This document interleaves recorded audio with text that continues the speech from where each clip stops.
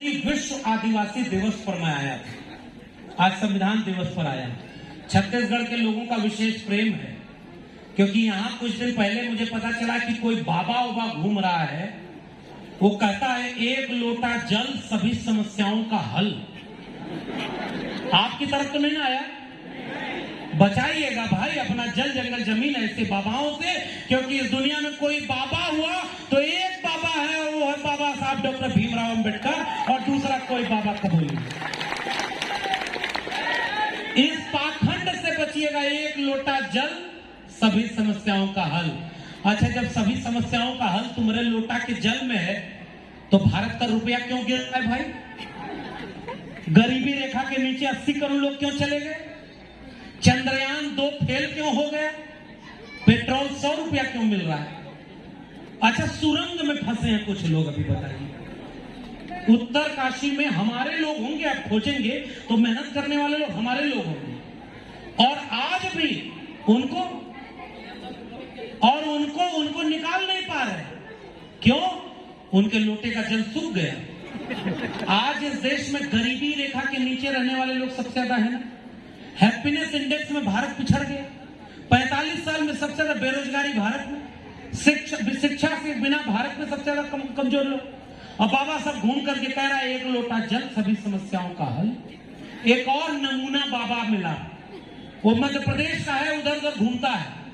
और नौजवानों, ये बात सुनो, तुम्हारे काम की है पाखंड और अंधविश्वास से कैसे बचना है।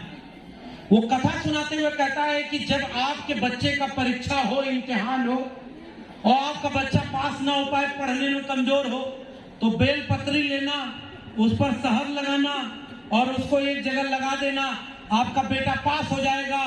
कुछ दिन बाद अखबार में खबर छपी, उस कथावाचक का अपना बेटा 8वीं में फेल हो गया। बताओ भाई। अरे एक और कथा सुनिए भाई, समझदार को इशारा काफी। मैं किसी के खिलाफ नहीं बोल रहा। मैं पता चला दिलीप साहब तो अभी चले जाएंगे, आयोजक सब परेशान हो जाएंगे कि बात तो संविधान की करनी थी, तो ये तो कुछ और हमला करके गए। अब मैं संविधान की बात करके, धनीराम जी बैठे हुए बताएंगे, घर जाके पढ़ना। संविधान का अनुच्छेद 51A कहता है कि जब नया भारत बनेगा तो नए भारत में हम लोगों को वैज्ञानिक चेतना से संपन्न करेंगे, ताकि नई पीढ़ी ज्ञान, विज्ञान और अनुसंधान की बात करे, और हमारे भारत को क्या अंधविश्वास और पाखंडी। और अगर इस देश को पाखंडी बनाया जा रहा है तो हमारी जिम्मेदारी है कि नहीं कि हम उनको वैज्ञानिक चेतना से युक्त करें। करने की जिम्मेदारी हमारी है कि नहीं? और हमारे गांव में एक किस्सा चलता है, सुनना आप। अब आखिरी के 2-3 किस्सा सुनाकर फिर विदा लूंगा और लोग बोलेंगे। किस्सा बड़ा मजेदार है, सुनिएगा जरूर। एक आदमी जो मुख से पैदा हुआ था, कहता है कि मैं भगवान का अवतार हूं धरती पर। समझ गए ना किसकी बात कर रहा हूं? नाम नहीं लूंगा, मैं किसी के खिलाफ नहीं बोलूंगा। तो गांव में वही बैठा रहता था, और महात्मा ज्योतिराव गोविंदराव फूले ने वो लिखा है किस्सा। उस नाटक का नाम है तृतीय रत्न। एक आदमी बड़ा परेशान हुआ, उसकी बीबी ने कहा कि जीवन में बड़ा कष्ट है, नौकरी चली गई, घर में खाने को नहीं, और जाते जरा कुछ कुंडली उंडली दिखा लेते, हो सकता है कुछ गड़बड़ ग्रह दशा हो गई। अब आदमी बीबी ने कहा कि जाओ, तो पति भी दोनों लोग चले गए। तो वो जाकर उनकी कुंडली दिखाया, तो उधर से वो आदमी बोला, शनि ग्रह तुम्हारा ठीक जगह पर नहीं है, इसलिए तुम्हारे जीवन में कष्ट है बच्चा। अब समझिएगा इस बात। अब कुंडली देख के बोला शनि ग्रह ठीक नहीं। अरे भाई, शनि ग्रह कितनी दूर है पता ही नहीं, और यहाँ से पतरा देख करके यहाँ से ग्रह दशा देख लेते हैं। चंद्रमा पर पानी है कि नहीं अभी भी विज्ञान खोज रहा है, और हमारे यहाँ चांद पर विज्ञान पहुंच रहा है, और गांव में भूत पाया जाता है। ये ऐसा देश है भाई। वो आदमी गया, कुंडली दिखाया, उसके बाद कहा कि शनि ग्रह ठीक आ जाएगा तो तुम्हारा जीवन का कष्ट मिट जाएगा बच्चा। तो कहा हुजूर कैसे आएगा?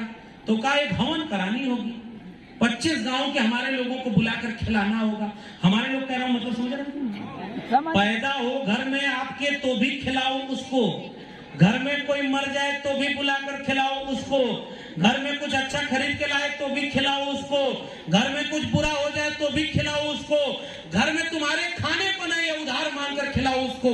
अब पहचानो वो कौन है जो मुफ्त का आपका खा रहा है और आपके बच्चों को कहता है आरक्षण की वजह से ये देश बर्बाद हो गया। पहचान रहे कि नहीं पहचान? वही आदमी बोला कि हमारे आदमी